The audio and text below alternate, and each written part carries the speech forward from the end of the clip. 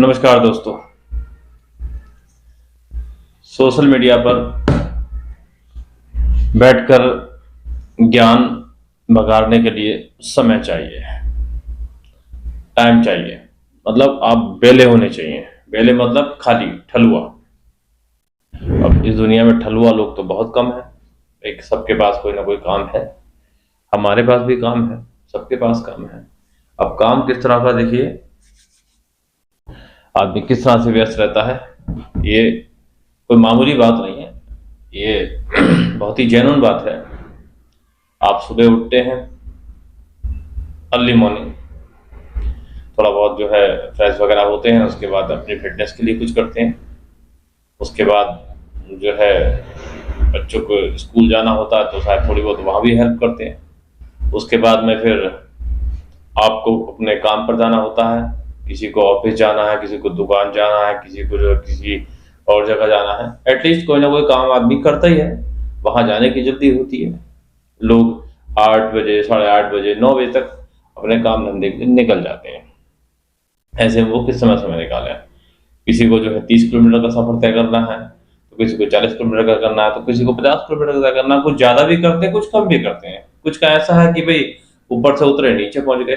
जैसा हम हैं, हम छत पर बैठ के जो है अपने जो हमारा दूसरी मंजिल है वहां बैठ के हम ये ज्ञान बांटते हैं, और नीचे उतरते हैं तो अपने जो है वहां पहुंच जाते हैं जहां हमारा काम धंधा है, छोटा मोटा जो भी हमारा है वहां पहुंच जाते हैं।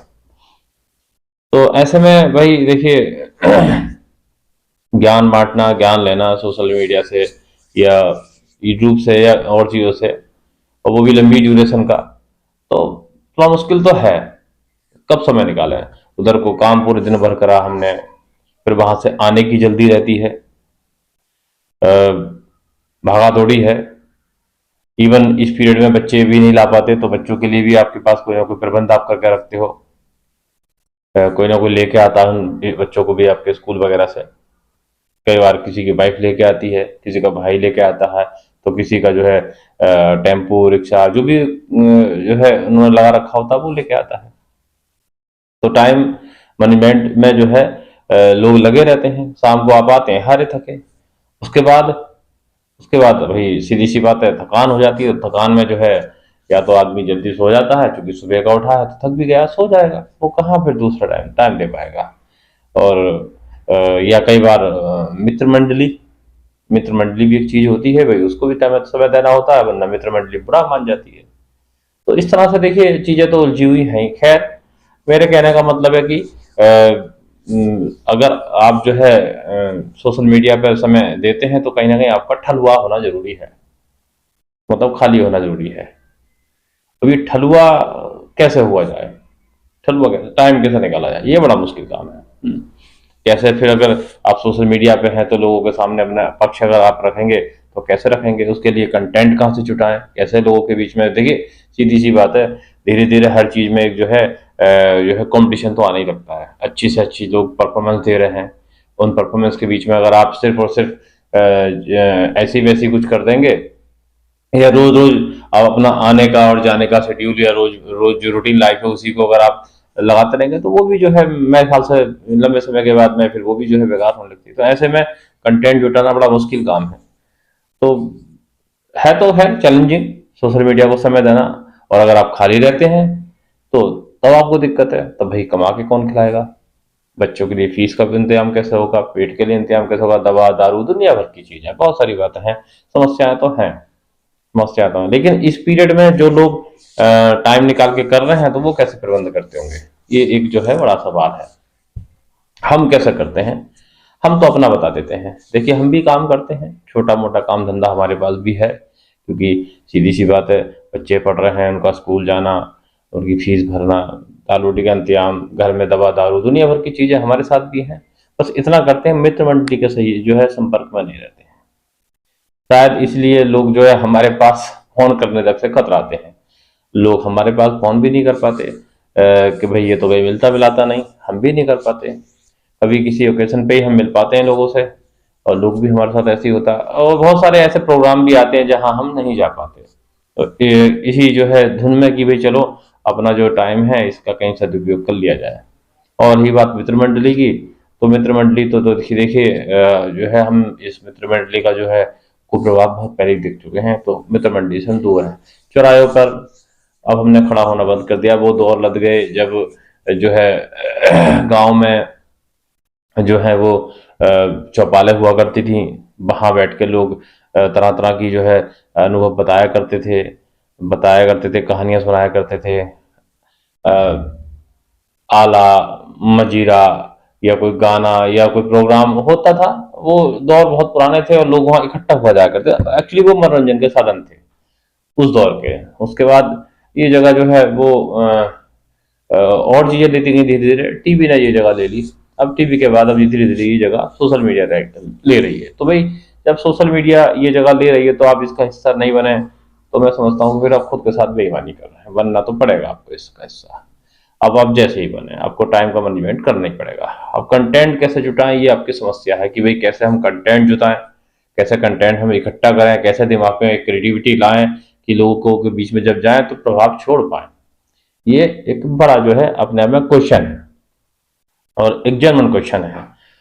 तो मैं इसके लिए जो करता हूँ, मैं थोड़ा सा उसको शेयर कर लेता हूँ आपके साथ में। मैं तो अक्सर करता हूँ, जैसे कि हम फ्रेश होने जाते हैं, उस पीरियड में थोड़ा सा टाइम हमारे पास होता है समझ सकते हैं आप लोग। उस समय सोच लेते हैं थोड़ा सा कि भाई हमें क्या बात कहनी है, या आज आते जाते समय थोड़ा सा दिमाग उधर की तरफ ले गए, या फिर एक्सरसाइज करते समय ही जो है सोच लिया कि भाई आज किस विषय में बात करनी है।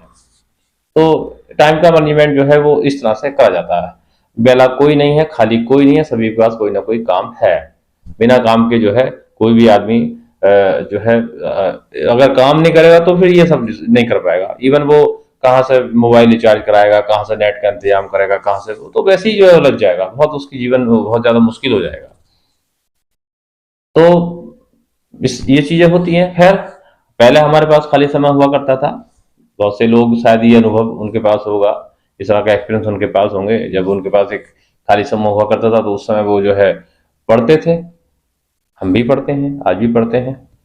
और डायरियां बनाते थे, उन्हें लिखते थे कि शेर शायरी लिख ली किसी ने, रूटीन लाइफ लिख डाली किसी ने अपनी, किसी ने कुछ अगर अपने साथ प्रॉमिस किया है कि भाई मैं अब ये नहीं करूंगा, वो उस पर शेयर कर लिया। तो ये सब करते थे। तो आज मैं तो इसे इसी तरह से अब इस्तेमाल करने लगा हूँ।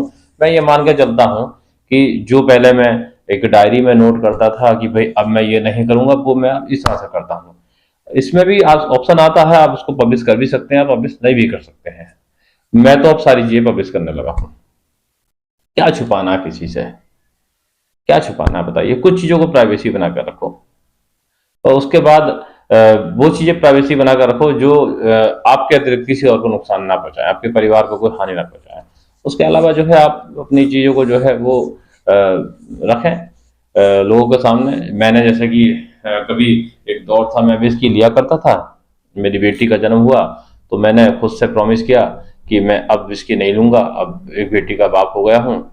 तो वो चीज मैंने नोट करी थी। काश मैं सोशल मीडिया पे होता जैसे आज हूँ, तो मैं तो एक ही बात कहता आप सबके सामने कि भाई मैं आज के बाद जो विस्की नहीं लूंगा, या अभी भी मेरे अंदर कोई ऐब अगर है, कोई बुराई है, तो मैं पब्लिकली बोलूंगा ये मैं नहीं करूंगा। तो शायद वो ज्यादा प्रभावशाली होगा उसके मुकाबले भी। यार अब तो मैंने सबके सामने बात बोली है। वो हम डायरी में लिख के छुपा के रख दिया। कई बार हम अपना वो परछाई फाड़ के फेंक देते हैं कि लीजिए हमने कहा था, हम अब नहीं कहा हमने। तो चीजें जो है वो अपने हिसाब से हो जाती हैं। ठीक है। हाँ, तो अब वही बात है कि भाई किस तरह से टाइम का जो है मैनेज किया जाए, कैसे निकाला जाए। तो टाइम निकालने के लिए आपको थोड़ा सा दृढ़ संकल्प लेना होगा और ये तय करना होगा कि मुझे टाइम निकालना है। टाइम निकालना है, थोड़ा मित्र मंडली के संपर्क में आना बंद कर दीजिए। अगर आपकी मित्र मंडली आपको बहुत ज्यादा ज्ञान परोसती है तब तो मत कीजिए, और अगर आपको ज्ञान नहीं परोसती है, आपको सिर्फ और सिर्फ बेकार की चीजों में उलझा कर रखती है, तो थोड़ा सा किराना कर लीजिए। और अगर आप और तरह की मित्र मंडली रखते हैं तो बहुत जरूर कीजिए, हर हाल में कीजिए, क्योंकि वो मित्र मंडली तो आपको हानि पहुंचाएगी। कौन सी मित्र मंडली की बात कर रहा हूँ, कई तरह की मित्र मंडली होती है ऐसी जो आपको पता भी नहीं चलता, और वो आपके जीवन को एक जो है दीमक की तरह खाली कर रही होती हैं, और उसको जो है घुन लगा रही होती हैं, और पता भी नहीं चलता आपको कि कब आप खोखले हो चुके होते हो, पैसे के से भी और सेहत से भी। तो ऐसी मित्र मंडली का तो आप जो है हो सके तो जल्दी से जल्दी जो है वो कह सकते हैं कि उसको विदा कर दीजिए, उसका कोई खास आप जो है लाभ ले नहीं पाएंगे नुकसान के अतिरिक्त। चलिए, ये तो इस तरह की बात हुई कि कैसे हम टाइम मैनेज करें अपना। इसके अलावा अब हम क्या करें, कंटेंट हमारे पास क्या है। तो देखिए, रोज हम कंटेंटों से गुजरते हैं। हम जब सड़क से चलना शुरू करते हैं तो हमारे सामने तमाम सारे अनुभव हैं। जब आप 30 किलोमीटर या 40 किलोमीटर या 20 किलोमीटर की मंजिल जब तय करते हैं, या आप अपने ऑफिस पे जब काम करते हैं, तो आप अलग अलग तरह के लोगों से मिलते हैं। अलग अलग तरह के लोगों से मिलकर आप किस तरह से उन चीजों को करते हैं। देखिए, यदि आपके अंदर कोई कमी है खुद के कि आप वो अनुभवी साझा नहीं कर सकते, तो अलग बात है। वरना अगर आप ठीक आदमी हैं, आपका व्यवहार बहुत कुशल है, तो आपके ऑफिस में, आपके काम में, आपके धंधे में, किसी भी तरह के काम में पर डे कोई ना कोई यूनिक पर्सन जरूर टकराता है। उस यूनिक पर्सन को ही आप शेयर कर सकते हैं। रोड पे चल रहे हैं, कोई हादसा हो जाता है, हादसे की वजह आप बता सकते हैं। शायद ये दो तरह से फायदा करेगा। एक तो आप लोगों के बीच में हादसे की वजह बताएंगे तो लोग अलर्ट हो जाएंगे, सचेत हो जाएंगे। दूसरा, हो सकता है कोई सरकारी महकमे का बड़ा ऑफिसर, अफसर, या कोई बड़ा नेता, या कोई आपका मैसेज उस तक पहुंच जाए, वो उस चीज को समझ ले और वो उस पर जो है इम्प्लीमेंट शुरू कर दे, उस पर कोई थोड़ा बहुत उस पर वो करे। और देखिए, आप अगर साझा करेंगे तभी चीजें सुधरेंगी। आप साझा नहीं करेंगे तो चीजें नहीं सुधरेंगी, ये तो तय है। तो आपको अपना जो है तौर तरीके बदलने की देर है। बाकी आपके पास टाइम ही टाइम है, अगर आप कोशिश करें तब। और आप कोशिश ना करें तो आपके पास टाइम बिल्कुल भी नहीं है। तो सब कोशिशों के ऊपर है। देखिए, हमारे पास कोशिश बिना करे ही टाइम निकल जाता है शाम को दोस्तों के बीच में बैठने, और कई कई घंटे, रात को 11 बजे तक, 12 बजे तक हम उनके बीच में रहते हैं। जब घर लौटते हैं तो घर में आके भी हम जो है थोड़ा बहुत चीजें ऊपर नीचे कर देते हैं। तो बेहतर है कि आप इस तरह से समय निकाल लो। हम तो टाइम ऐसे निकालते हैं, हमारे पास तो शाम को 7 बजे के बाद टाइम ही टाइम है, और रात को 11-12 बजे तक टाइम है। सुबह को भी हम जल्दी उठ जाते हैं 6 बजे तक, और 6 बजे तक उठने के बाद में एक आध घंटा व्यायाम को भी दे देते हैं। उसके बाद में जो है बाकी की चीजें भी निपटा लेते हैं।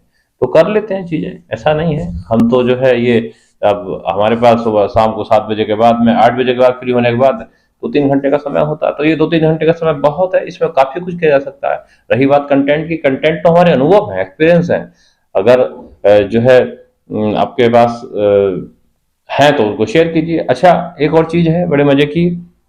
मेरी कई लोगों से बात हुई है, बहुत से लोग तो खैर बड़े अभी कुछ लोगों के पास मेरी वीडियो गई है, तो उन्होंने कहा यार हम भी शुरू करेंगे। मैंने कहा ठीक है, बिल्कुल करिए। बोले हमारी यार तुम्हें मदद करनी पड़ेगी। मैं कहता हूँ हाँ, मैं बिल्कुल मदद करूंगा, आप आइए मेरे पास, और मैं तसल्ली से करूंगा। बल्कि आप मुझे फोन भी कर दोगे तब मैं आपके पास आके मदद करूंगा आपकी।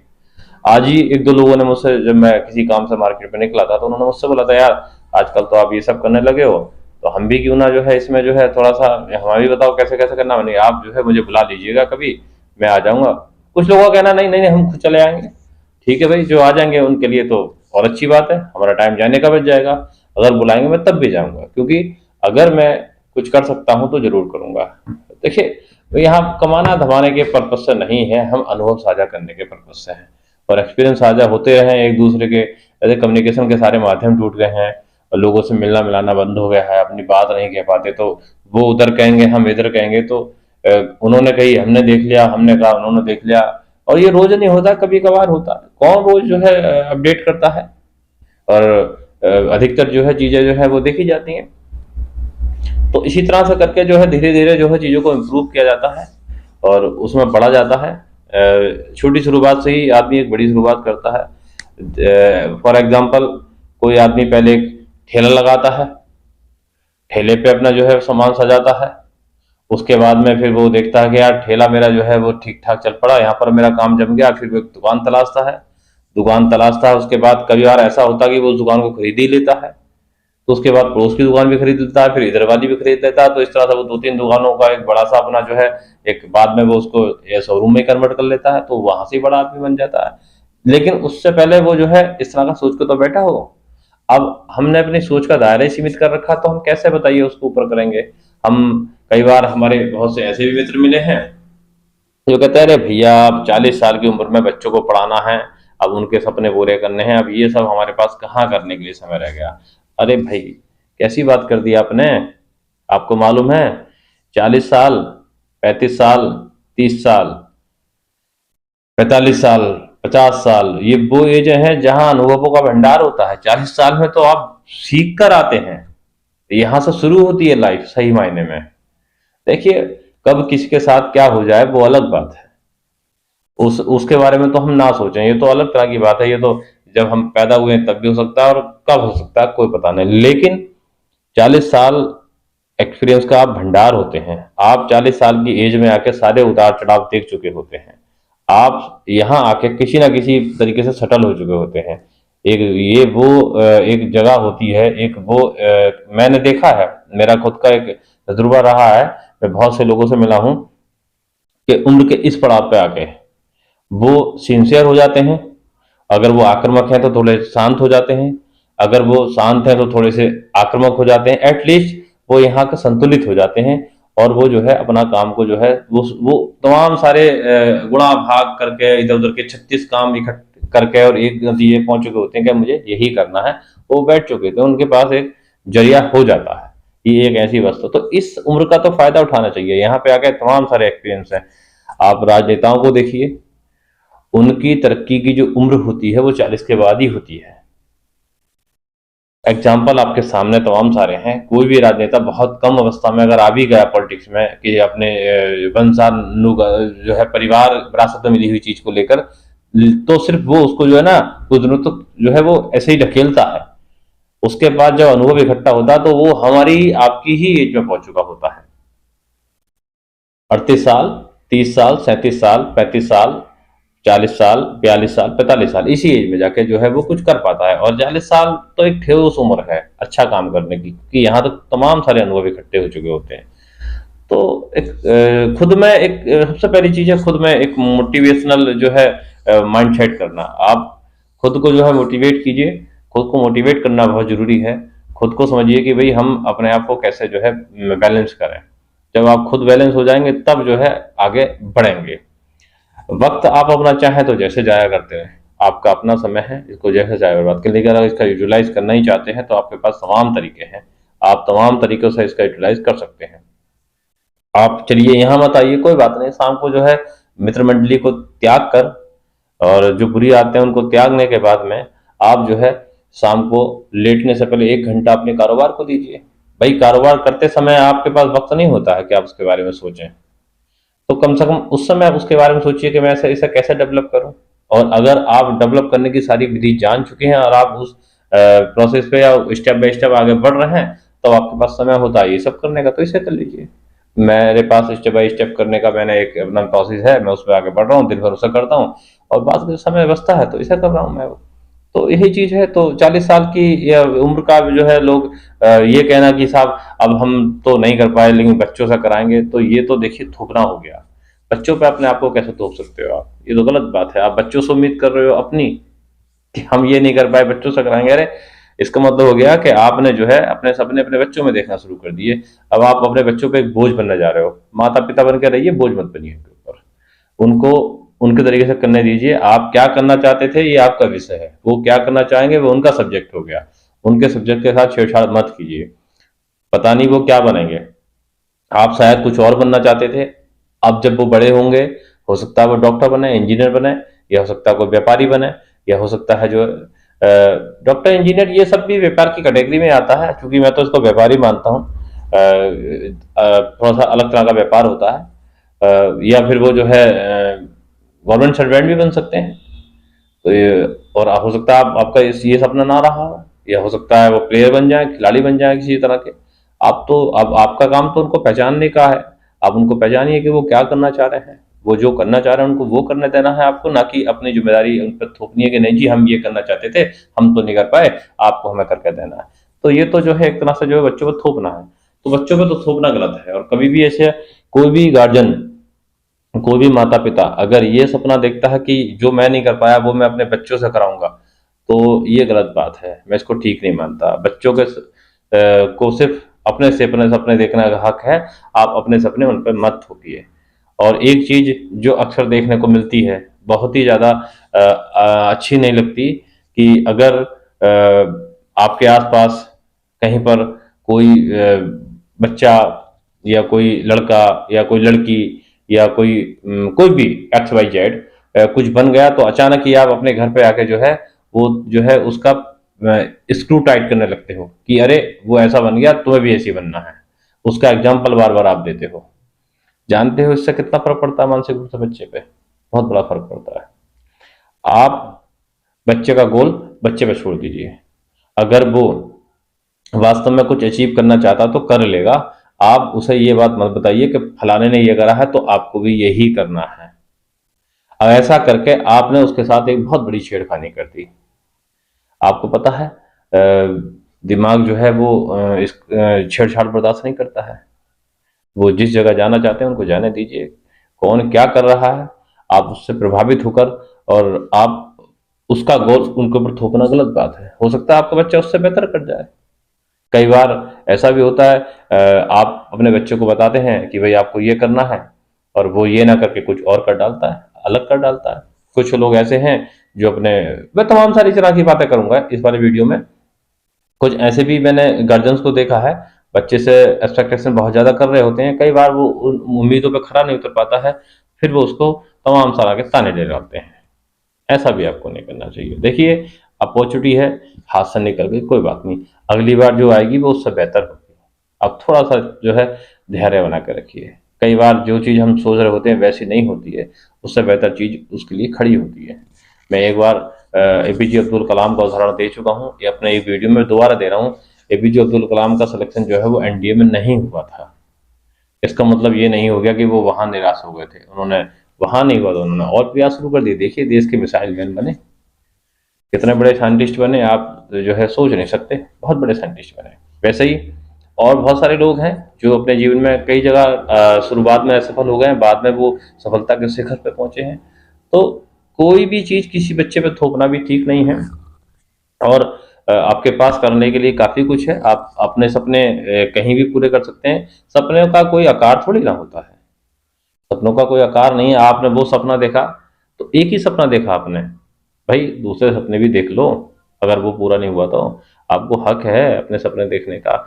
मुझे एक चीज हमेशा मेरे दिमाग में रहती थी, मेरा अपना एक बिजनेस है छोटा सा जिससे मेरी दाल रोटी चलती है। उसके बाद मेरा ये रहता था कि भाई बिजनेस में मैं खुद के लिए मेरी चूंकि एजुकेशन ठीक ठाक है, तो बस मेरा ये रहता था दिमाग में कि भाई मेरी एजुकेशन इतनी है और मैं बिजनेस में हूँ, मैं अपनी एजुकेशन के साथ न्याय नहीं कर पाया। लेकिन मैं थोड़ा सा वहां पे गलत था, शायद अच्छी एजुकेशन थी इसलिए मैं अपने बिजनेस को जल्दी सेटल कर लेता था। कई बिजनेस ऐसे हैं जो मैंने बहुत तेजी से सेटल कर लिए हैं एजुकेशन की वजह से ही। जल्दी समझ लेता हूँ चीज़ों को, और किसी भी बिजनेस में घुसने से के बाद उसको बहुत जल्दी समझ जाता हूँ। और पढ़े लिखे होने का फायदा ही तो मिलता है ये मुझे। लेकिन एक चीज जो मन में खलती थी कि भाई देखिए थोड़ा सा जो है खुद का भी जो है एक अस्तित्व होना चाहिए। ये व्यापार का अस्तित्व है, मैं इस व्यापार के माध्यम से कमा रहा हूँ, तो खुद को कैसे जो है मैं दिखा पाऊँ कि भाई मेरे अंदर भी कुछ हुनर है, छोटा मोटा। हर आदमी के अंदर एक हुनर होता है, हर आदमी के अंदर एक क्वालिटी होती है, कुछ ना कुछ क्वालिटी होती है। अच्छा बोलने की, अच्छा कुछ करने की, अच्छा सीखने की, सिखाने की।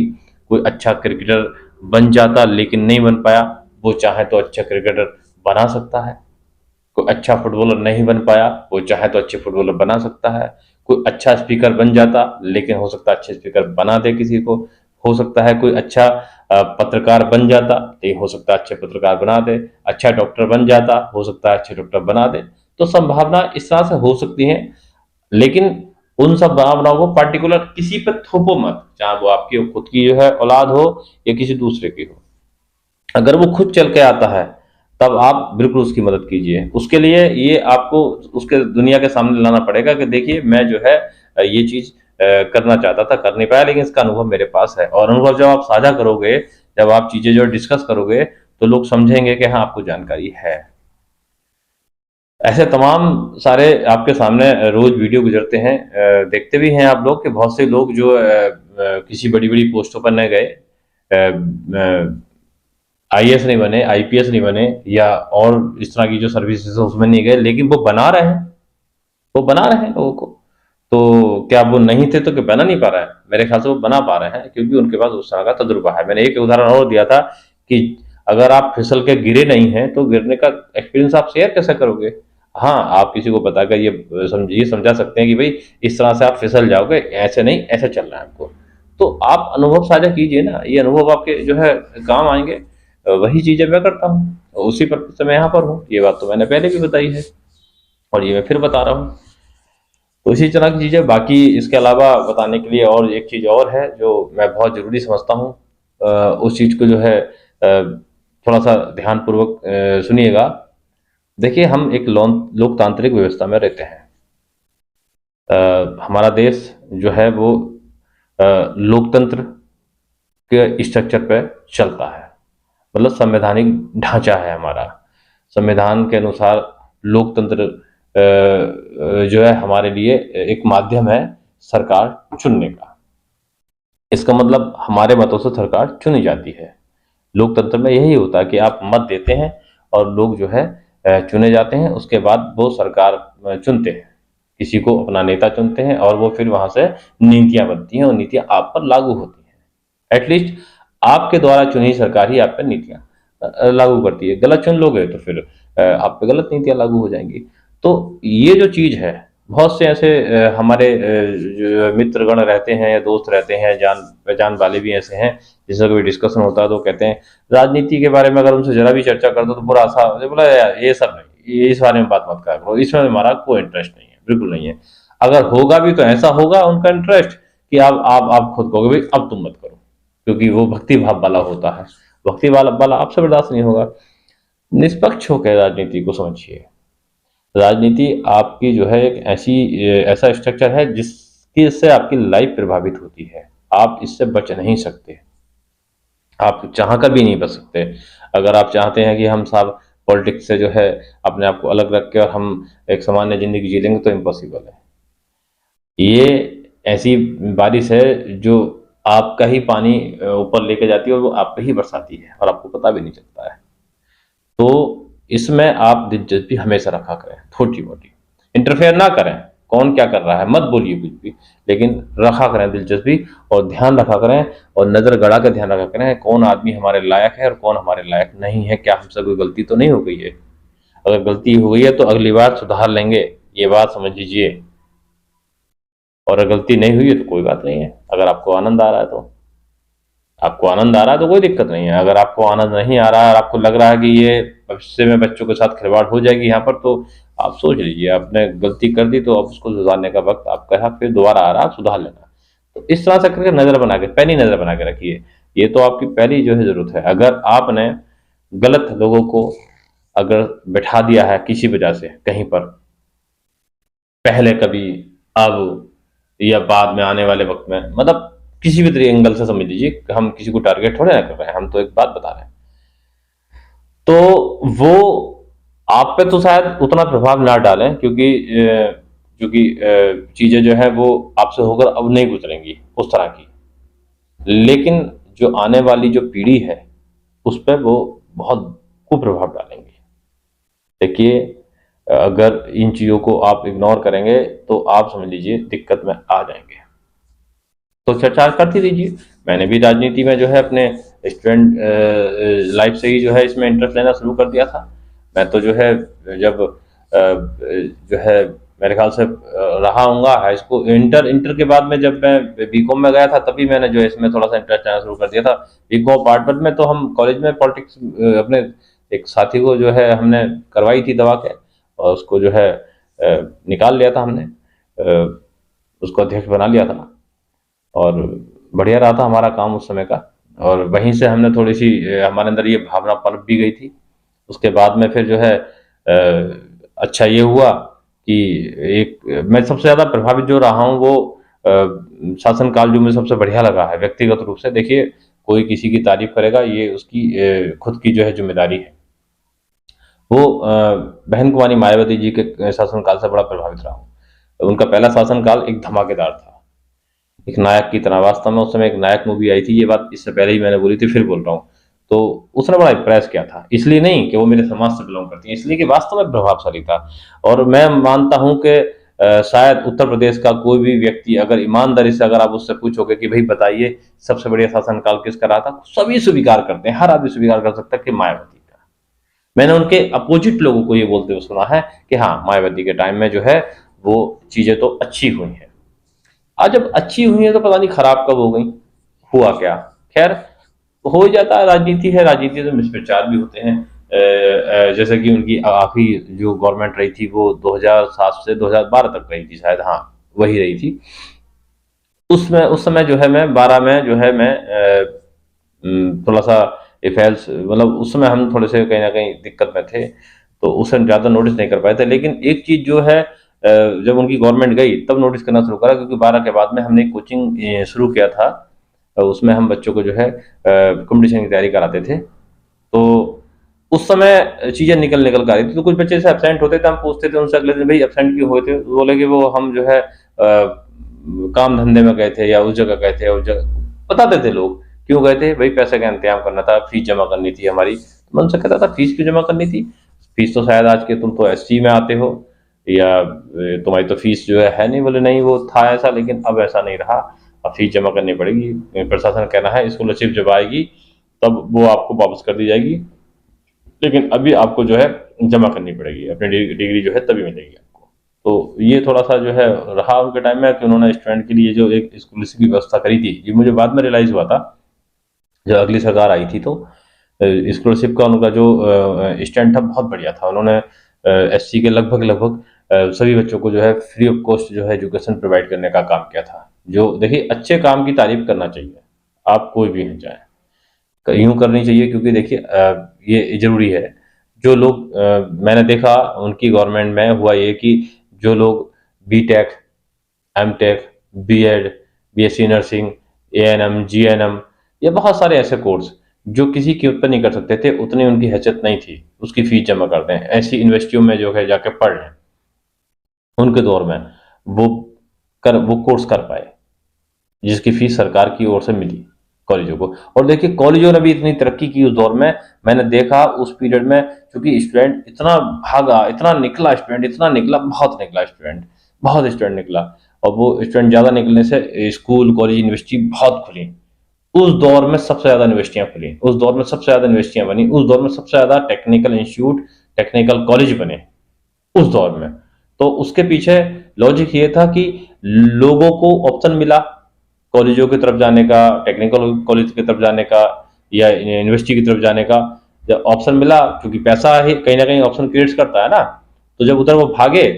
अच्छा, उसमें पीरियड में कुछ लोग एज एजेंट भी हो गए थे यूनिवर्सिटी की तरफ से, कॉलेज की तरफ से, कि भाई आप हमारे यहाँ एडमिशन कराइए, और फीस तो हम लेंगे नहीं, फीस तो हमें गवर्नमेंट से मिल जाएगी, और आप जो है उसका हम आपको हिस्सेदारी देंगे। तो इस तरह के लोग भी मतलब तो उन्होंने भी जो है प्रचार किया कि भाई चलो, आपको तो फ्री ऑफ कॉस्ट जो है एजुकेशन मिलेगी, तो आप चलिए हमारे थ्रू एडमिशन लीजिए। तो ऐसे लोगों ने अच्छा पैसा कमाया भी ठीक ठाक, बहुत सारे लोग हैं जिन्हें मैं भी जानता हूँ। मैं, मेरे बारे में मत सोचिए, मैं उसका हिस्सेदार नहीं रहा हूँ बिल्कुल भी। तो ये भी एक माध्यम बना, तो काफी स्कूल जो है उस कॉलेज डेवलप हुआ उस पीरियड में। लेकिन जब ये क्रम टूटा तो वो स्कूल कॉलेज पे फर्क पड़ा। तो देखिए, एक चीज जब सही होती है तो उसकी तारीफ करनी पड़ती है, जब गलत होती है तो उसकी आलोचना भी करनी पड़ती है। अखिलेश सरकार का यहाँ पर फैसला थोड़ा सा गलत था। अखिलेश यादव अच्छे मुख्यमंत्री रहे हैं, उन्होंने अपने दौर में काफी कुछ करा है। देखिए उन्होंने 108 जो अब 112 है दी हमें, लैपटॉप वितरण उनका आज भी ऐसे कई, मैं एक बल्कि एक यूट्यूबर है जिससे मैंने कुछ सीखा है, बारीकियां सीखी हैं एडिटिंग वगैरह की। मैं यहाँ तो नहीं करता हूँ, एक चैनल और है वहां पर करता हूँ मैं, वो मैं कभी फिर बाद में बताऊंगा। तो वो आज भी मेरे पास जो लैपटॉप लेके आता है वो अखिलेश के दौर का ही है। लेकिन उनका बस यही थोड़ा सा रहा था कि देखिए मायावती ने, बहन कुमारी मायावती ने, सॉरी, अपने दौर में जो कुछ स्कीमें लागू की थी, उन्होंने उनको जो है रोका, वो थोड़ा सा गलत किया। या जैसे उन्होंने कुछ जिले बनाए, उनको अपने महापुरुषों के नाम पर उनका नाम रखा, या कुछ यूनिवर्सिटियां बनाई, उनका नाम अपने नाम पर रखा, तो उन्होंने उसको चेंज किया। यहाँ थोड़ी सी गलती की, नहीं करना चाहिए था, बल्कि उसको और बेहतर करना चाहिए था। कुछ नाम ना बदल के वो नया बना लेते, वो तरीका बढ़िया होता। ऐसा नहीं किया गया, बदला गया नाम, उसका प्रभाव पड़ा लोगों के मन मस्तिष्क पे। क्योंकि उस समय मैंने समाजवादी पार्टी को वोट दिया था जब ये गवर्नमेंट आई थी, तो मैं बड़ा प्रशंसक हुआ करता था। इसलिए हो गया था प्रशंसक इनका क्योंकि उस मिसप्रचार का मैं शिकार हो गया था। ये कह सकते हो मेरा फ्रेंड सर्किल जो है वो अधिकतर बिलोंग करता समाजवादी को, इसलिए चला गया था। लेकिन मिसप्रचार भी मेरे दिमाग में बैठा था कि भी पत्थर की मूर्तियां, पत्थर और पत्थर पत्थर। लेकिन जब पत्थरों के बारे में अब जाके जानकारी मिली है, तो वो पत्थर अब सरकार को रेवेन्यू जनरेट करा रहा है अच्छा खासा। वहाँ फिल्मों की शूटिंग हो रही है, कहीं कुछ हो रहा है, कुछ हो रहा है। अब याद आ गया तो अब बताना पड़ेगा। मेरे ख्याल से लखनऊ को का सौंदर्यीकरण करने में उस सरकार का बड़ा योगदान रहा, मायावती सरकार का, बहन जी की सरकार का बहुत बड़ा योगदान रहा उसका सौंदर्यीकरण कराने में। वहाँ पे इतने बड़े बड़े पार्कों का निर्माण हुआ है, वो उनके दौर में हुआ है। वहाँ पे आज वहाँ पे फिल्मों की शूटिंग तक हो रही है, लोग वहाँ घूमने आते हैं, देखने आते हैं कि देख के भी कैसा बना है, तो लोग खुश होते हैं, वहाँ की तस्वीरें शेयर करते हैं, वहाँ के वहाँ से वीडियो बना के डालते हैं, बताते हैं कि देखो यहाँ पे इतना सब कुछ है। काफी अच्छे अच्छे काम किए, तो विचार नहीं करना चाहिए था। मगर राजनीति में देखिए सब जायज है, राजनीति में तो ये सब चीजें इसलिए की जाती है ना कि भाई कुछ ना कुछ तो कहा जाए। अब ये तो गवर्नमेंट, ये तो उस दौर की गवर्नमेंट का फेलियर रहा ना कि उसने उनके विष्प्रचार को दबाने के लिए जो है अपना कोई जो है कैंपिंग नहीं चलाई अपने प्रचार की, तो ये तो उनका फॉल्ट था, अब उसमें उनकी गलती नहीं है।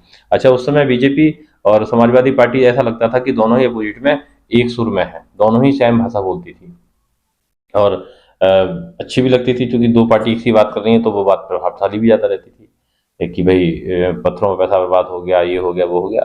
कहीं ना कहीं ट्रैप में हम लोग भी फंसे, हम लोग भी जो है बहक गए थे। गलती हमारी हुई या नहीं हुई बात की बात है। अखिलेश सरकार ने भी अच्छे काम किए, उन्होंने काफ़ी सारी ऐसी ऐसी योजनाएं भी हैं जो बहन जी की सरकार की थी, उन्होंने उनको आगे बढ़ाया। जैसे आगरा एक्सप्रेसवे शायद उस दौर का ही था जो उन्होंने उसको जो है डेवलप कराया। या और भी चीज़ें हैं, शायद कोई और एक्सप्रेसवे होगा या यही होगा, मुझे नहीं पता, इतना ज़्यादा जानकारी मुझे नहीं है। तो उन्होंने आगे बढ़ाया, और एम्बुलेंस का उदाहरण मैंने आपको दिया, लैपटॉप का उदाहरण मैंने आपको दिया है। बस ये सरकार, वर्तमान सरकार, इस सरकार के बारे में बात कर लेते हैं। कुछ मामलों में ये सरकार थोड़ी सी खराब है, जैसे कि अगर कोई धरना वरना देता है तो ये उस पर लाठीचार्ज करा देती है, क्योंकि धरना जो है राइट है, भाई करने दीजिए, क्यों तोड़ फोड़ कर रहे हो। बुलडोजर वगैरह जो है मत चलवाओ किसी के ऊपर, बुलडोजर जो है बड़ा झटका देता है, क्योंकि लोग अपनी भरी कमाई पूरे जीवन की लगा देते हैं, उसको आसानी से यूं गिरा देना ठीक नहीं है। अगर कोई बात है तो उसको और तरीके से सेलेक्ट लो। लेकिन हाँ, इस सरकार की एक तारीफ करनी पड़ेगी कि मकान वितरण में, गरीबों को मकान देने के मामले में सरकार का जो काम है वो बड़ा क्रांतिकारी है। मैंने देखा है अपने कस्बे में जाके कि लोग जो सपना देखते थे, मतलब किसी सरकार ने उस लेवल पर काम नहीं किया जो इस सरकार ने किया है, बहुत बड़े स्तर पर ये काम किया है। मतलब क्रांतिकारी तरीके से काम किया है, युद्ध स्तर पे ये काम किया है। लोग इस चीज के फैन हैं, दीवाने हैं। हालांकि वो अंदर से उनके वोटर नहीं है, लेकिन जब बात आती है कि भाई देखिए इस मामले में बहुत अच्छा काम किया है, तो हर सरकार की अपनी विशेषताएं होती हैं, हर सरकार के अपने फेलियर होते हैं। कुछ इस सरकार के फेलियर हैं। अब फेलियर क्या है, एक क्रम ही ऐसा बन गया, उसमें क्या कर सकता है। शिक्षा मित्रों का उदाहरण अगर आप उठाते हैं तो बहन जी के शासनकाल में उनके लिए एक जो है मानक बिल्कुल प्रॉपर बना था कि संडे टू संडे आप जो है अपना बीएड पाठ्यक्रम पूरा करेंगे, जिससे कि आप जो है ये सवाल नहीं उठेगा कि भाई आपने अपने वर्किंग टाइम में इसको कर लिया। अब वो अखिलेश सरकार में उस प्रोसीजर को तोड़ दिया गया, ब्रेक कर दिया गया, उसके लिए नई पॉलिसी बना दी गई। अब वो जब कोर्ट में पहुंचा मामला तो चैलेंजिंग हो गया, अब उस चैलेंज में जो है वो मामला डामाडोल खराब हो गया। तो इन्होंने उसको परमानेंट करा, लेकिन इनका परमानेंट ये तय था कि वो गलती कर दिया, गलत दिशा में कर दिया, उसका नुकसान जो है वो उठाना पड़ा, बड़ा नुकसान उठाना पड़ा। और जो है शिक्षा मित्रों को उठाना पड़ा। अब बाद में इस सरकार की बारी आती है, इस सरकार में आने के बाद में तो वो बिल्कुल ही मामला जो है रफा दफा हो गया। अखिलेश सरकार के टाइम में कम से कम घेराबंदी तो हो जाती थी। और जो है वैसे रही बात बुलडोजर की, बुलडोजर के मामले में तो अखिलेश सरकार ही पीछे नहीं है, रामपुर में तमाम बुलडोजर चला है। जी हाँ, और रामपुर के बुलडोजर से मुझे याद आ गया, जो है मात्र बुलडोजर ही नहीं चला है उस पीरियड में, और भी चीजें हुई थी, याद आ रही हैं। एक इनके मीडिया प्रभारी हुआ करते थे, फसाद अली खां उर्फ सानू, जो है हुआ करते थे, क्या वो आज भी हैं। जब वो इनके मीडिया प्रभारी थे सरकार में, जब अखिलेश यादव मुख्यमंत्री थे और आजम खां एक तरह से कह सकते हैं दूसरे मुख्यमंत्री थे, कैबिनेट मंत्री, नगर विकास मंत्री के अलावा तमाम सारे मंत्रालय उनके पास थे, तो उनके पास अच्छी पावर थी और हैसियत भी उनकी दूसरे नंबर की थी पार्टी में। तो अगर आजम खां जी के बारे में अगर कोई जरा भी इतना सा भी बोल दिया करता था, तो ये फसाद अली खां सॉरी, और सानू जो है वो जाके खुद प्रार्थना पत्र देकर आया करते थे कि बोले ये ऐसा बोले हैं। तो मैंने ऐसा भी जो है देखा है कि नेकर बनियाना पुलिस उठा के ले गई है इनके दौर में भी। तो आज तो खैर वो बीजेपी में चले गए, ये बड़े हैरान करने वाली बात है, बीजेपी में चले गए वो। आज वो उनकी पता नहीं वो भक्ति कहाँ चली गई, भक्ति शायद शक्ति के साथ थी उनकी, और शक्ति जब गई तो भक्ति भी चली गई। ये देखिए, यही होता है राजनीति में, कौन किसका दीवाना हो जाए, कौन किसका फैन हो जाए, कौन किधर चला जाए, कोई भरोसा नहीं। इस पर नजर रखा करो। ये सब चीजें छोटी छोटी बातों पर हम नजर रखते हैं, इसलिए बता पा रहे हैं, नहीं रखते तो नहीं बता पाते। बहुत नॉलेज तो नहीं है इस विषय में, और इकट्ठा करना शुरू करेंगे वैसे, क्योंकि ये भी अच्छे टॉपिक हैं, इसमें भी अच्छे कंटेंट जो है तैयार होते हैं। ये सच है कि वो बीजेपी में चले गए हैं अभी इस पीरियड में, इनके मीडिया प्रभारी जो कभी जिन्होंने काफी इनके आप जो है ख्याति इनकी खराब की थी, आजम खान की। मेरा ऐसा मानना है, क्योंकि छोटे छोटे मसलों को जो मंत्री जी को डिस्कस करना कि मंत्री साहब के बारे में ऐसा कह दिया उसने, और जो है उस पर जो है कोई ना कोई मुकदमा वगैरह दर्ज हो जाना, ये सब चीजें उस दौर से शुरू हुई थी। बुलडोजर उस दौर में भी रामपुर में काफी घूमा था, फेमस हुआ था काफी। तो वो शायद उसी क्रम में आगे बढ़ा यहाँ तक, जो अब जो वो परंपरा वहीं से पड़ी हुई, बहुत सी परंपराएं उस दौर में पड़ी थी जो आज है पड़ी है। तो इसी तरह से चीजें होती हैं। राजनीति को आप जो है गौर से देखें तो राजनीति का चेहरा आपको नजर आ जाएगा, कौन किसका कब कैसे क्या कहाँ कहाँ कब क्या कैसे। अखिलेश यादव जी का आधा कुनबा लगभग लगभग बीजेपी में चला गया है, दिक्कत की कोई बात नहीं है, लोग जाते हैं आते हैं। अब मैं तो सके कहीं अखिलेश यादव जी बीजेपी में चले जाए ऐसा एक संभावना लगा, ऐसा होगा तो नहीं, खैर इतनी बड़ी पार्टी के मुखिया हैं, विपक्ष के इस समय जो है वो मुख्य किरदार हैं, ऐसा तो वो नहीं करेंगे। लेकिन परिवार को जो है मैनेज नहीं कर पा रही, ये थोड़ी सी जो है दुर्भाग्यपूर्ण बात है। इतनी बड़ी पार्टी में जो है इस तरह की चीजें हो रही हैं, तो ये तो जो है जो कह सकते हैं कि ऐसी महत्वाकांक्षा ही बेकार है।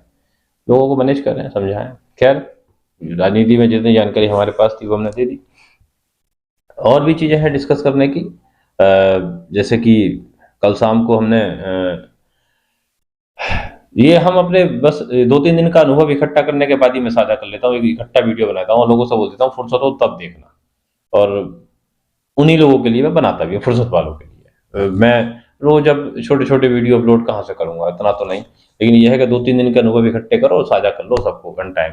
अभी कल शाम लगभग 8-9 बजे मैं फुर्सत में आने के बाद में जब अपना फेसबुक अकाउंट खोलता हूँ, कई दिन से नहीं देखा था मैंने, उसमें दिक्कत चल रही थी थोड़ी सी टेक्निकल। जब मैंने खोल कर देखा तो तमाम हमारे जो मित्र थे जो सीधे संपर्क में भी हैं, वो तमाम लिख रहे थे। शायद कोई श्वेता यादव जो है एक महिला थी 35 वर्षीय, तो उसके बच्चे का नाम था, उसका नाम भूल रहा हूँ मैं, बुटकन या इस तरह का कुछ नाम था। वो उससे बड़ा लगाव रखती थी, मैं भी उसकी पहले फॉलो करता था।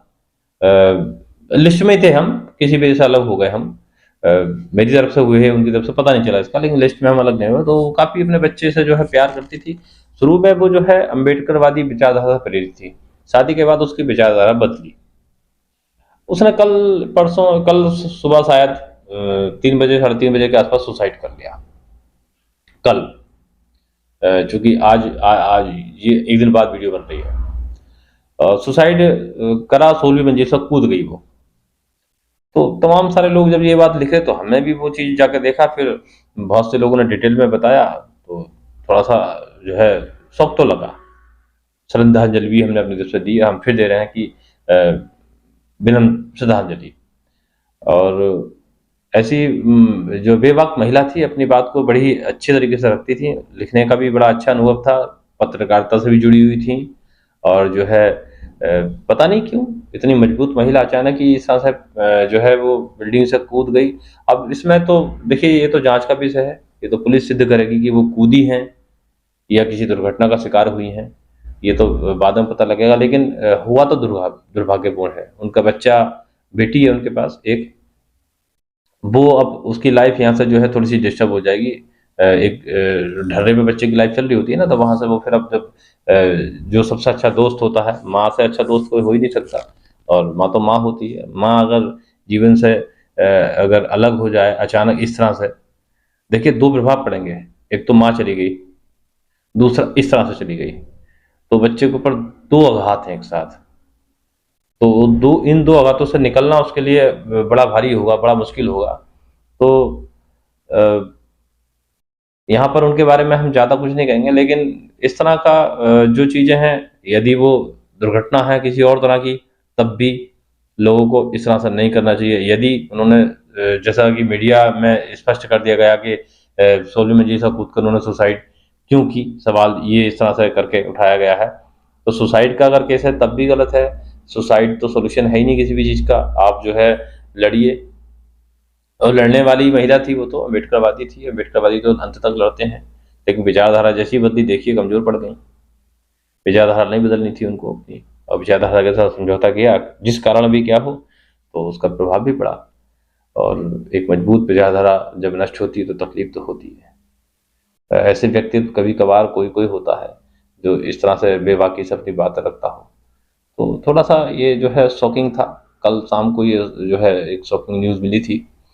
शुरू में ही मैं इसको जो है डिस्कस कर लेता, मगर वो मुझे ध्यान नहीं रहा, अब जाकर ध्यान आया तो मैंने अब बताया आपको। आपको कहीं ना कहीं मिल जाएगा, आप श्वेता यादव करके जब देखेंगे, नोएडा में जो है वो 16वीं मंजिल पर उनका अपना निवास था, वहाँ से वो उन्होंने वहाँ से गिराई गई हैं, या क्या हुआ है ये नहीं पता लग रहा अभी तक। जब भी इसकी जानकारी मिले जुटाने की कोशिश कीजिए, नज़र बना के रखिए इस पे। तो और ऐसे आसपास अगर आपके कुछ लोग जो आपस में झगड़ते हों, फैमिलियाँ, परिवार, तो पहली बात तो वैसा किसी के बीच में घुसना नहीं चाहिए, लेकिन फिर भी अगर आपको लगता है कि अगर आपके घुसने से कोई समाधान निकल सकता है तो निकलवा देने में कोई बुराई नहीं है। क्योंकि देखिए इस तरह के हादसे जो होते हैं तो हम बाद में सोचते हैं कि चले कोशिश कर ली होती तो बेहतर होता। और ऐसे लोग जो इससे पीड़ित हैं, जो इस तरह का मन बना रहे हैं, तो वो अपनी बातों को शेयर कर लें तो अच्छा है। कई बार ऐसा होता है शेयर लोग कर लेते हैं तो रास्ते निकल जाते हैं, शेयर कर लेना चाहिए। क्योंकि वो आवेश में आके कदम तो उठा बैठते हैं ही। कोई भी पक्ष, करने वाला या अंजाम देने वाला, जो भी हो, बाद में दिक्कत होती है। बच्चे की लाइफ के बारे में अगर सोचा जाए तो ये बहुत बड़ी जो है क्षति है बच्चे के लिए। बच्चा तो अब जो है यहाँ से जो है वो चकनाचूर हो जाएगा। ऐसा नहीं है, लोगों ने यहाँ से भविष्य नहीं बनाते हैं माँ बाप। बहुत से ऐसे लोग हैं जिनके माँ बाप बचपन में जो है उनको पता भी नहीं होता कब माँ बाप छोड़ के चले गए, और वो वहाँ से अपना भविष्य बनाते हैं। लेकिन माँ बापों का साथ रहना जो है काफ़ी प्रभावित करता है लोगों का जीवन। देखिए बनते हैं लोग, लेकिन वो बनते हैं एक जिद्दोजहद के साथ। एक बहुत जिद्दोजहद उनके जीवन में जो है वो होती है, तब बनते हैं वो लोग। मतलब उनकी जीवन का जो रस है, जो आनंद है, वो चला जाता है। वो फिर उसी दिन से लड़ना शुरू कर देते हैं खुद से, और वो अंत तक लड़ते हैं जब तक जीते हैं। उनके जीवन में कहीं सुख नहीं होता फिर।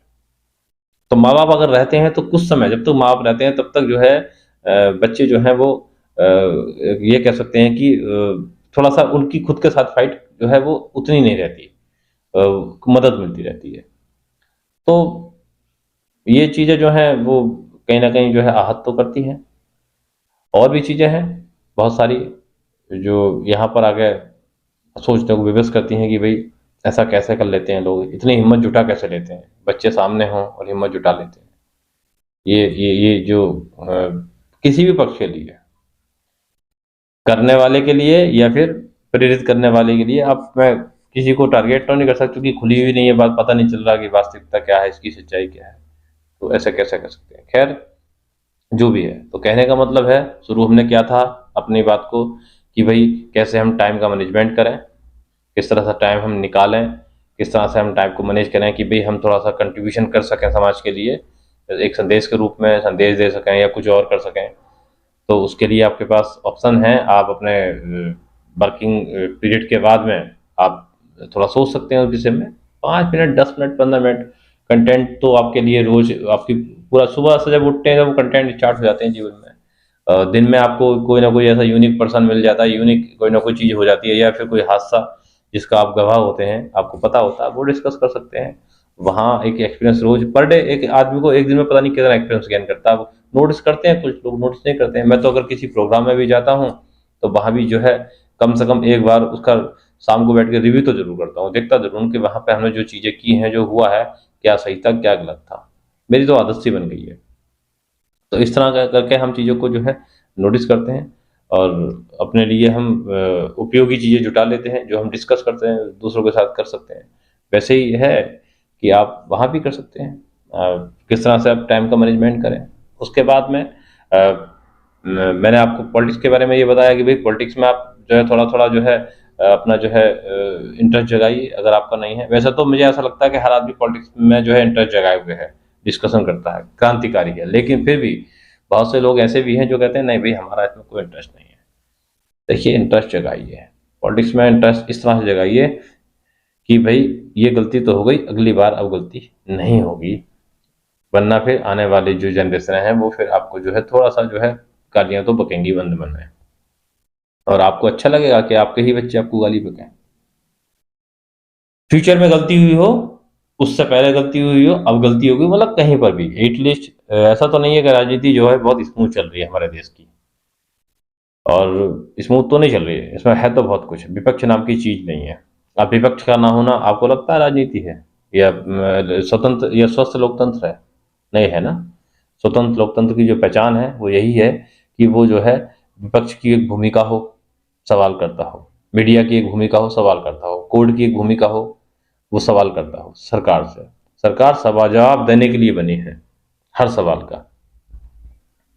और बाकी जो तीन स्तंभ हैं, कोर्ट, मीडिया और आपका जो है आप खुद, आप सवाल करने के लिए बने हैं, इसका जवाब सरकार को देना पड़ेगा, क्योंकि सरकार आपने चुनी है, आपके लिए चुनी गई है। मीडिया की और कोर्ट की जिम्मेदारी इसलिए है भाई आपके लिए चुनी गई है, आपने चुनी है, आपकी आप आपसे सवाल पूछते हो क्योंकि आपने चुनी है। अब किसी ने वोट दिया है तो नहीं दिया है तो भाई मैंने नहीं दिया, मेरे भाई ने दिया है ना, तभी तो बने हो। तो सवाल पूछने का हक मुझे भी है, सभी को है, और ये हक कोई छीन तो सकता नहीं, संवैधानिक हक है हमारा, और संविधान के दायरे में ही सब कुछ होता है, बिना संविधान के तो ना लोकतंत्र है ना कुछ है। अब इन सब चीज़ों को जो है अगर हम देख रहे हैं तो ये लोकतंत्र जो है, पहले लोकतंत्र से पहले राजा महाराजा हुआ करते थे, और आपने उनका इतिहास पढ़े होगा कैसे वो आते थे सत्ता में, खून की होली खेल के आते थे। लोकतंत्र ने सब कुछ आसान कर दिया। अब बिना बंदूक तलवार के सहारे आप राजा बन सकते हैं अगर अच्छे व्यक्तित्व हैं तब, और किसी को भी ये मौका मिल सकता है अगर आदमी जो है लोगों के बीच में जाए, उन सेवा भाव के साथ जाए, और लोगों के बीच में जो है तो अपने आप को उपस्थित करे, तो कोई भी आदमी इस जगह तक पहुंच सकता है। इसके लिए कोई ज़रूरी नहीं है साहब कि आप पूंजीपति होंगे तभी पहुंचेंगे, नहीं, बहुत से ऐसे लोग हैं जो अपनी मेहनत के दम पे इस मुकाम को हासिल करते हैं। हाँ, स्ट्रगल लंबा है इसमें और टाइम लगता है। तो ये देखिए, बिना किसी रक्तपात के आप सत्ता के शिखर तक पहुंच सकते हैं, आप अच्छी सत्ता चुन सकते हैं। लोकतंत्र की ये विशेषता है, और इसमें हर आदमी, उसमें ये नहीं कि एक समूह को जो गुलाम आसानी से बना लिया तलवार के दम पर, नहीं, वो समूह ही चुनता है अपने लिए। तो ये लोकतंत्र की खूबसूरती है। भारत में लोकतंत्र बहुत मजबूत है, लेकिन लोकतंत्र भारत में आया कैसे है, ये टॉपिक कितना बड़ा है, इस पर कभी और चर्चा करेंगे, लेकिन थोड़ा सा हिंट दे देते हैं। भारत में लोकतंत्र कैसे आया है, ये सवाल आपके लिए बहुत बड़ा है, मेरे लिए बहुत बड़ा था। मैंने इसका जो है जवाब ढूंढ कर रखा है बहुत पहले से। कुछ कभी कभी होता है ना कि एक कहावत भी है कि कुछ होता है तो अच्छे के लिए होता है। जैसे अभी बीच में बोला था कि भाई एनडीए में उनका सिलेक्शन नहीं हुआ था एपीजे अब्दुल कलाम साहब का, तो बाद में वो मिसाइल मैन बने। हो सकता है वहाँ हो जाता, उलझ जाते वहाँ पे वो, फिर उसके बाद ये सब नहीं कर पाते, लेकिन उनका नहीं हुआ तब वो मिसाइल मैन बने। वैसे ही देश अगर गुलाम ना होता अंग्रेजों का, तो हो सकता है लोकतांत्रिक व्यवस्था लागू होने में भारत में लंबा वक्त लगता। आती बहुत बाद में आती है। अंग्रेजों ने आके हम पे राज करा, शासन किया, नीतियां गलत थी उनकी, वो कहीं ना कहीं एक कह सकते हैं कि पूंजीवादी नीतियां थी उनकी। कुछ सुधार के काम भी किए थे उन्होंने, बहुत सी कुरीतियों को उन्होंने जो है बताया था कि कुरीति है, इसको बंद कर दिया जाए। उसमें उन्होंने जो है लोगों को समझाया बुझाया, या फिर उन्होंने जबरदस्ती बंद करा दी। उसके बाद लोकतांत्रिक व्यवस्था जो है वो उनकी ही देन है। उनके ही टाइम में, उनके ही देश में लोग पढ़ के आया करते थे लॉ, तो कहीं ना कहीं थोड़ा बहुत कंट्रीब्यूशन भी है उनका। तो देखिए, नीरा नीरी एक कहावत है गांव की, एकदम से तमाम एकदम नीरा नीरी किसी में बुराइयां भी ना ढूंढनी चाहिए बाल को।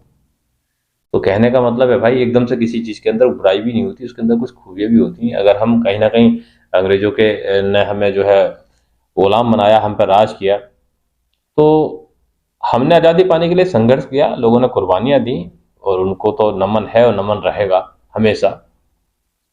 लेकिन जाते जाते वो हमें उपहार स्वरूप जो है एक व्यवस्था देगा लोकतांत्रिक, और उस लोकतांत्रिक व्यवस्था के लिए उनका हमें धन्यवाद करना चाहिए। देखिए, लोकतांत्रिक व्यवस्था का बीज उन्होंने बोया था भारत में, इससे हम इनकार नहीं कर सकते, क्योंकि संविधान बनाने का प्रस्ताव भी कहीं न कहीं उन्हीं के जो है उससे निकला। उन्होंने देश को उसके हाल पे छोड़ कर नहीं गए थे, और देश किन हालातों में आज़ाद हुआ, ये बड़ा लंबा इतिहास है। भारत जब आज़ाद हुआ, किन स्थिति में आज़ाद हुआ, दूसरे विश्व युद्ध का कितना योगदान है इसमें, प्रथम विश्व युद्ध के बाद द्वितीय विश्व युद्ध, आप ज़रा देखना इसके बारे में कभी पढ़ के, पहले इसको पढ़ लो। इस टॉपिक पे तो चर्चा ज़रूर होगी, ये टॉपिक तो चर्चा करने का है कि द्वितीय विश्व अगर ना होता द्वितीय विश्व युद्ध, तो हम आज कहाँ होते, क्या हम आज़ाद हो पाते? इस सवाल का जवाब ढूंढना मुश्किल हो जाएगा, तो डिस्कस होना बहुत ज़रूरी है। इंग्लैंड 16 देशों पर राज करता था उस दौर में भी, नहीं ज़्यादा पे करता था, सॉरी, 16 देश तो आज़ाद हुए थे उस दौर में। इंग्लैंड बहुत बड़ी शक्ति थी उस दौर में, लेकिन जो है वो द्वितीय विश्व युद्ध होने से जो है उसे कई मोर्चों पर लड़ाई करनी पड़ी, और उस लड़ाई में जो है वो वीक हो गया, इतना वीक हो गया कि उसके यहाँ खुद लेने के देने पड़ गए। देखिए, होता है ना, जब आप दूसरों के लिए खाई खोदते हो तो उसमें खुद गिरते हो। इंग्लैंड के साथ यही हुआ था, ऐसा दूसरों के लिए खाई खोदी तो उसमें जो है वो खुद गिरा। लेकिन यहाँ एक जगह जो है वो थोड़ी संवेदनशीलता दिखा गए थे कि उन्होंने कुछ देशों को तो यूं ही छोड़ दे के जाइए, आपको हम आज़ाद करते हैं, लेकिन भारत के साथ उनका ये रहा कि भाई हम इनको जो है आज़ादी के साथ साथ हम जो थोड़ा सा यहाँ पे आज़ादी, मतलब हम छोड़ेंगे तो देश को, हम जा रहे हैं लेकिन एक प्रोसीजर के तहत, स्टेप बाय स्टेप। उन्होंने वो स्टेप बाय स्टेप जो है छोड़ा देश, और उसमें भी एक प्रॉपर तरीके से जो है स्ट्रक्चर बना था। तो इसी तरह की चीज़ें हैं, आप कुरेदा कुरादी करोगे तो देखिए बोलते बोलते ये चीज़ें आ रही हैं, डिस्कस जब शुरू करा है तब ये चीज़ें निकल के आई हैं। है, कहीं न कहीं आपको भी इन सब चीज़ों की जानकारी है। नेट पे आप ज़रा-सा बोल के देखिए, फटाक से आपके सामने सारी जानकारी आ जाएगी निकल के। किसी भी चीज़ के बारे में आप देख लीजिए, आप दुनिया की उत्पत्ति कैसे हुई आप जानेंगे तो मिल जाएगा आपको। जीवों की उत्पत्ति कैसे हुई मिल जाएगा आपको। पृथ्वी पहले कैसे बनी ये मिल जाएगा आपको। सारी चीज़ें हैं, और ये चीज़ें जो है पढ़ने की हैं, आप पढ़ा कीजिए। जब पढ़ेंगे तब आपके मन में आएगा कि यार मैं इसको कहाँ निकालूँ ये भड़ास। पढ़ने के बाद थोड़ा बहुत तो आपके अंदर जो है वो कुछ ना कुछ पैदा होती है, उसके बाद फिर उसे निकालने का भी मन करता है। तो ये चीज़ें जो है वो पनपेंगी, धीरे धीरे पनपेंगी जब आप थोड़ा सा पढ़ा करिए, पढ़ना बहुत ज़रूरी है। तो पढ़ेंगे तभी जो है, पढ़ने के लिए बड़ा आसान है आज के दौर में, कि ज़रूरी नहीं है कि आप किताबें लेके बैठें और तभी पढ़ें। आपके पास पढ़ने के और भी जो है कई तरीके हैं। आप आज गूगल पे आज सारी जानकारी उपलब्ध है। हाँ, गूगल की जानकारी कुछ गलत होती है, जैसे मैंने देखी है स्वास्थ्य के संबंध में कुछ जानकारी मैंने जुटाई है यहाँ से, तो मैंने देखा कि वो अधूरी होती है, अजीब सी होती है, रियलिटी कुछ और है, बताते किसी और तरह से है। तो कुछ पे यकीन तब कीजिए जब किसी के साथ डिस्कस कर लो। कुछ चीज़ें मिल जाती हैं आसानी से, कुछ चीज़ें जो है ऐसी हैं कि आप उनका कुछ हिंट्स ले लेंगे, लेकिन उसके बाद किसी डिस्कस जब करेंगे ना तो प्रूफ हो जाएगी आपकी बात कि हाँ सच्चाई क्या है। तो जो चीज़ों को कुरेदा कुरादी करने से ही जो है वो हो पाती हैं। तो गूगल के माध्यम से आप जो है विकिपीडिया पढ़िए चीज़ों की, और चीज़ें करिए तो वहाँ से निकल के आती हैं चीज़ें, और उसकी रियलिटी को चेक करने के लिए उससे संबंधित स्पेशलिस्ट से मिल लीजिए। माना हम जो है जानकारी लेना चाहते हैं लिपिड प्रोफाइल क्या होता है, तो लिपिड प्रोफाइल के बारे में जानने के लिए हम जो है हम इसे खोज सकते हैं, लिपिड प्रोफाइल क्या होता है, थोड़ी सी जानकारी जुटा लें। लेकिन इस लिपिड प्रोफाइल के बारे में जो सोल्यूशन वो बताते हैं, इससे कम कैसे करते हैं, ये कैसे करेंगे, वो कैसे करेंगे, इससे पहले आप डॉक्टर से जो है एक बार मशवरा सलाह जरूर कीजिए, क्योंकि ऐसा होता है हर बायोकेमिस्ट्री अलग अलग है बॉडी की, और जो यहाँ बताई गई है पर्टिकुलर किसी एक पर्सन पर रिसर्च करके बताई गई है। तो ऐसी स्थिति में दिक्कत हो जाएगी, आपकी कुछ और है, उसकी कुछ और है, हर बॉडी की अलग अलग है। तो ये डॉक्टर तय करेगा, आपको रीड करेगा, टाइम टू टाइम बुला के आपको स्टडी करेगा आप पे, तब वो ये नतीजे पहुंचेगा कि भाई आपको मुझे क्या ट्रीटमेंट देना है, वास्तविक में आपके साथ जो समस्या है उसका सही सोल्यूशन क्या है। तो पूरा यकीन भी नहीं करना, लेकिन यह कुछ जानकारियां मिल जाती हैं, जानकारियां काफ़ी काम की भी होती हैं, कई बार सटीक भी मिल जाती हैं, बहुत सटीक भी मिल जाती हैं। कुछ चीज़ों को मैं ढूंढता हूँ मिल जाती हैं, एक इसका भी एक पैटर्न है ढूंढने का भी, इसको ये पैटर्न भी किस दिन मैं बताऊंगा कि सही जानकारी ढूंढने का पैटर्न क्या है, उसका माध्यम क्या है, उसका तरीका क्या है, वो कैसे तय करें कि इस वाले लिंक से, इस वाले सोर्स से जो है जानकारी ठीक मिल जाएगी। चलिए दोस्तों, मैं काफ़ी लंबे समय तक जो है मैं अपने मन की भड़ास मैंने निकाली है। देखिए, फुर्सत होनी चाहिए, मेरे पास फुर्सत थी, मैंने अपनी फुर्सत का यूटिलाइज़ेशन किया।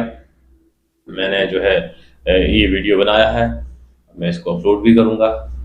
और कई दिनों बाद एक जो है कह सकते हैं चीज़ें निकल के आई। कई कभी-कभी होता है मूड इस तरह का कि आप जो है मन से आप स्वस्थ होते हो, फिर आपका मन करता है कि मैं चलिए कुछ अब आज करता हूँ और आप करते हो फिर।